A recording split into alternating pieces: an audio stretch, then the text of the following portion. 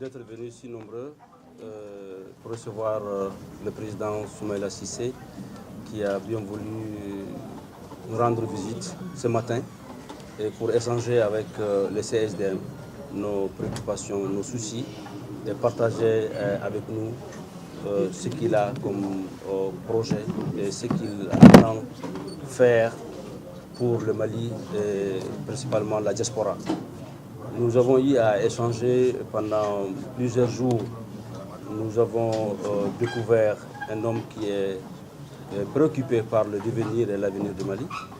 Vous avez tous suivi récemment l'évolution que le climat politique a connue. Et cela est dû à son amour pour le Mali, à son engagement pour les Maliens. Il tient à une stabilité, à une cohésion, à une sécurité pour un Mali uni, indivisible et émergent. Vous savez, les hommes forts, ce ne sont pas ceux qui crient ou qui font un certain nombre de choses parfois et par endroits, mais les hommes forts, c'est ceux qui, dans leur raison, acceptent de dialoguer et mettre le Mali et les Maliens au-dessus de tout. Je voudrais d'abord remercier la presse pour sa présence ici et la féliciter pour le travail qu'elle fait au quotidien.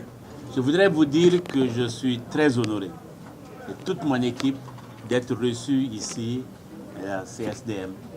C'est une organisation sérieuse, mais c'est une organisation jeune qui a su grandir très vite. Et je crois que si nous avons tant d'organisations de ce type, je crois que nous irons de l'avant. Parce que la diaspora occupe une place de choix dans notre pays. Qu'on l'accepte, qu'on ne l'accepte pas, elle fait vivre beaucoup de familles, elle apporte énormément à notre économie et je crois qu'elle fait partie des couches qui soudent notre nation, qui permet d'éviter des déchirures très profondes. Nous sommes bien sûr un parti politique, bien sûr que nous souhaitons avoir des militants, mais nous sommes venus ici en citoyens. Nous sommes venus ici parce que moi-même, je me considère comme Malien de l'extérieur. J'ai vécu plus de 25 ans à l'extérieur. Nous avons pensé que la diaspora n'est pas suffisamment représentée dans nos institutions. Vous savez qu'aujourd'hui, nous avons 3 personnes de la diaspora au niveau du Haut Conseil des collectivités. Nous avons proposé qu'il y ait 15 députés de la diaspora. Nous avons proposé que dans chacune des régions que nous avons prises, qu'il y ait 2 conseillers nationaux ou 2 sénateurs, ça dépendra des termes qu'on va retenir, ce qui fera encore 10 personnes. Mais tout ça, nous n'avons pas fait que de la politique, nous l'avons écrit.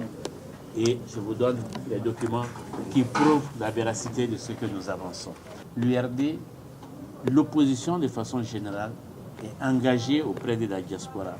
Nous avons apprécié, nous avons vu comment la diaspora nous a soutenus avant les élections, pendant les élections, après les élections. Vous avez une voix très forte, vous avez une voix de vérité, et je crois qu'on doit vous le reconnaître.